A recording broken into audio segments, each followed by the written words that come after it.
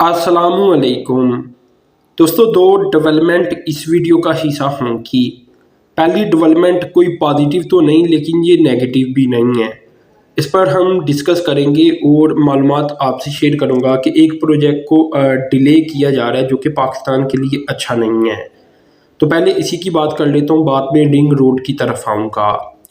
दोस्तों, military run special communication organisation है SCO, इनकी जानिब से बताया गया है कि पाक चाइना ऑप्टिकल फाइबर केबल का प्रोजेक्ट जो फ़ेज़ 2 है, क्योंकि फ़ेज़ 1 तो कंप्लीट हो चुका है और इसके ऊपर मैंने काफ़ी डिटेल भी आपसे शेयर कर रखी है। और जब ये कंप्लीट हुआ था तो तब भी मैंने वीडियो बनाकर आपको बता दिया था। तो खैर 38 अरब रुपए का ओवरऑल ये प्रोजेक्ट बनता है। तो इस ऑर्गेनाइजेशन की जानिब से बताया गया है कि अगर ये डिले किया जाता है तो इसकी कास्ट में मज़ीद इजाफा होता चला जाएगा। ये दोस्तों बड़ा अहम तरीन प्रोजेक्ट है। इसके पहले फेज़ में आपको याद होगा कि खंजराब पास से रावलपिंडी तक जो ऑप्टिकल केबल की लाइन है वो बिछाई गई, और अब आगे जो केबल की लाइन है ये फाइबर केबल की लाइन है, ये भी बात आप याद रखें। तो आगे अब ये रावलपिंडी से शुरू होगी, लाहौर की तरफ जाएगी, और इसके बाद ये कराची, और इसके बाद ग्वादर की तरफ जाएगी। ग्वादर में जाकर इसका एक लैंडिंग स्टेशन भी बनाया जाना है। ओवरऑल इसकी डॉलर्स के अंदर अगर कास्ट की बात की जाए तो ये 236.97 मिलियन डॉलर बनती है, यानी तकरीबन 38 अरब रुपया। अगर तो दोस्तों इसकी टोटल लेंथ की बात की जाए तो ये 7,990 किलोमीटर की लेंथ बनती है, और ये इसका जो पहला फेज़ है वो कंप्लीट किया जा चुका है। अब यहाँ दोस्तों ये प्रोजेक्ट डिले किया जा रहा है, और अगर ये डिले होता जाएगा तो इसकी कास्ट में भी इजाफा होता चला जाएगा। इसके कुछ पॉइंट भी हैं कि ये क्यों बनाई जा रही है, बाकी डिस्कशन बाद में करूंगा। अभी पहले मैं आपको पॉइंट बताता हूँ। इसमें दोस्तों पहला पॉइंट तो ये है कि एक अल्टरनेटिव पाथ जो इंटरनेशनल कनेक्टिविटी है अभी पाकिस्तान यूज़ करता है, इसका एक अल्टरनेटिव पाथ बनाया जा रहा है। अब ये ऑप्टिकल फाइबर केबल क्योंकि चाइना की तरफ से बाकी पाकिस्तान की तरफ आ रही है, तो ये एक अल्टरनेटिव रूट बन जाएगा। दूसरा दोस्तों, पाकिस्तान के अंदर आपको पता है कि कनेक्टिविटी अभी इतनी बेहतर नहीं है, और बहुत सारे एरियाज़ में तो कनेक्टिविटी मौजूद ही नहीं है। तो ओवरऑल इससे कनेक्टिविटी बेहतर हो जाएगी और अनइंटरप्टेड नेट की एक फैसिलिटी पाकिस्तानियों को मिलेगी। नेट के अलावा भी दोस्तों और बहुत सारी कम्युनिकेशन के तरीके होती हैं, बहुत सारी आप कह सकती हैं कि इससे रिलेट करती है टेक्नोलॉजी, जो कि इसकी वजह से बेहतर होती चली जाएगी पाकिस्तान में। तो ये सब कुछ आप कह लें कि कनेक्टिविटी से रिलेटेड जितने भी एक किस्म की टेक्नोलॉजीज़ हो जाती हैं या ज़रूरियात ज़िंदगी हो जाती है, वो सब की सब इसके ज़रिए बेहतर होती चली जाएगी। इसी तरह दोस्तों इसका जो मेन एक मकसद होगा वो ये होगा कि पाकिस्तान को ट्रांसफॉर्म कर दिया जाए और डिजिटल गेटवे हब बना दिया जाए। तो जितने भी रीजनल कनेक्टिविटी होगी वो पाकिस्तान में ही आकर इसके आप कह लें कि इस्टेब्लिश लिंक किए जाएंगे, यानी लिंक इसके इस्टेब्लिश किए जाएंगे।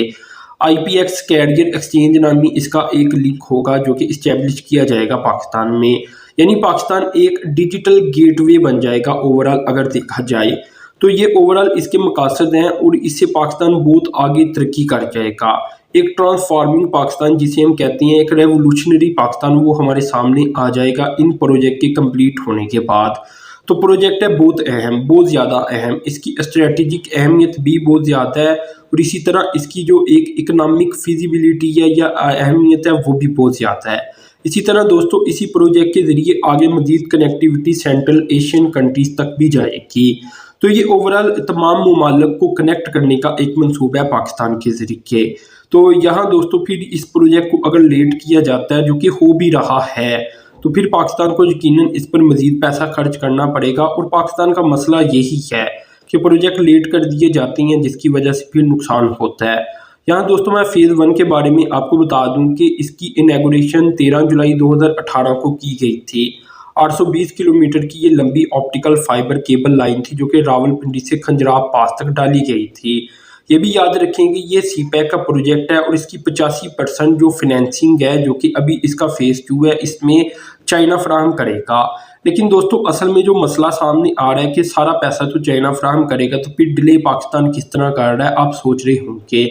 असल में इसकी प्री फिजिबिलिटी स्टडी और इसका स्टार्टिंग वर्क के ऊपर जो पैसे हैं वो पाकिस्तान लगाएगा, लेकिन पाकिस्तान ने अपने बजट में इसके लिए कुछ रखा ही नहीं।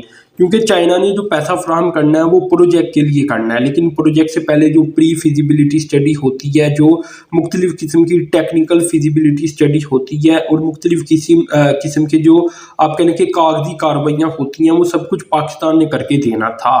तो पाकिस्तान अगर अपने बजट में ये सब कुछ नहीं रखता और जो कंसल्टेंसी सर्विसेज है उन्हें भी नहीं रखता, उन्हें हायर नहीं करता, तो तब तक ये प्रोजेक्ट कंप्लीट नहीं हो पाएगा। इसी तरह टेंडरिंग सर्विस भी होती है, वो भी पाकिस्तान की जानिब से की जानी है। तो ये सारे काम पाकिस्तान ने करने हैं, लेकिन पाकिस्तान ने बजट नहीं रखा। तो जो अगला स्टेप होगा वो फिर चाइना का होगा और चाइना से फिनेंसिंग ईजिली पाकिस्तान को मिल जाएगी। 85% ये लोन की शक्ल में चाइना पाकिस्तान को फिनेंस करेगा। तो खैर ये दोस्तों एक डेवलपमेंट मैंने शेयर की कि आप लोगों को बताया जा सके कि ये प्रोजेक्ट डिले किया जा रहा है। अब तक इस पर काम का आगाज़ हो जाना चाहिए था, या कम से कम इसका जो स्टार्टिंग वर्क होता है वो शुरू हो जाना चाहिए था।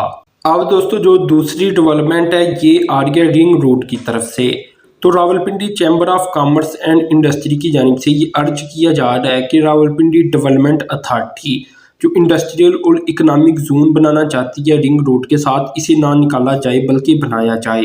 यहाँ मैं दोस्तों आपको बता दूं कि एक नया प्रपोजल सामने आ रहा है जिसमें रिंग रोड के साथ बनने वाले इकोनॉमिक जोन और इंडस्ट्रियल जोन को अब एस्टेब्लिश नहीं किया जाएगा। तो अगर इन्हें इस्टेब्लिश नहीं किया जाता तो रिंग रोड असल में सिर्फ एक सिंगल रोड रह जाएगा, यानी इसकी वो अहमियत नहीं बन पाएगी जो कि इसके इकोनॉमिक और इंडस्ट्रियल जोन बनने के बाद बनेगी। तो ओवरऑल यहाँ मुख्तलिफ इसके अंदर मज़ीद प्रोजेक्ट भी बनती हैं, जैसा कि मुख्तलिफ रीलोकेशन भी होनी है शहर से, और इसमें goods transportation company, warehouse और जनरल बस स्टैंड ये सारे बताई जाती हैं कि शायद रीलोकेट कर दिए जाए। इसी तरह मुख्तलिफ जो सड़कें हैं वहाँ मुख्तलिफ प्लाजे बनाने की भी बात की जा रही है इस प्रोजेक्ट के अंदर ही, और वहाँ से भी रीलोकेशन करने की बात की जा रही है मुख्तलिफ इंडस्ट्रीज़ को। इसमें दोस्तों फर्नीचर इंडस्ट्रीज़ भी शामिल होगी और बाकी इस तरह की और इंडस्ट्री भी, ताकि शहर के अंदर जो रश रहता है उसे ख़त्म कर दिया जाए।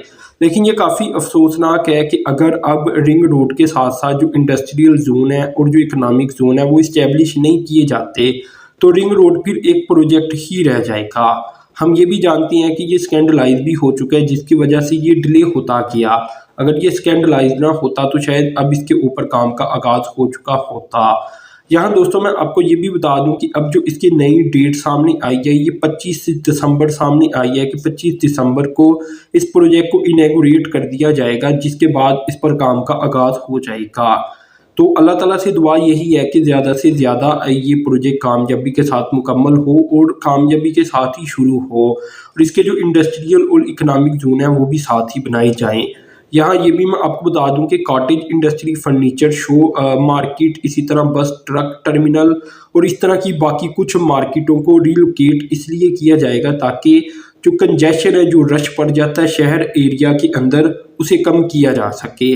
तो ये वैसे state of the art project है। ये बनने के बाद रावलपिंडी एक खूबसूरत तरीन सिटी और एक ट्रांसफार्मिंग सिटी में बदल जाएगा। तो अब देखते हैं कि ये प्रोजेक्ट कब बनता है, और अभी जो डेट आई है ये 25 दिसंबर है। तो अगर 25 दिसंबर को काम का आगाज़ हो जाता है तो अल्हम्दुलिल्लाह चलें इस पर, या हम ये तो कह सकेंगे ना कि अब काम का आगाज़ हो चुका है। तो जब काम का आगाज़ हो जाता है तो फिर आपको पता है कि बन भी जाता है प्रोजेक्ट पाकिस्तान के अंदर, चाहे डिले होकर बने लेकिन बन जाता है। खैर दोस्तों ये दो डेवलपमेंट मैंने आपके सामने रखी, तो अपने चैनल को सब्सक्राइब कर देना, साथ में जो बेल के आइकॉन पर क्लिक कर देना। अब तक के लिए इतना ही था। अल्लाह हाफिज़।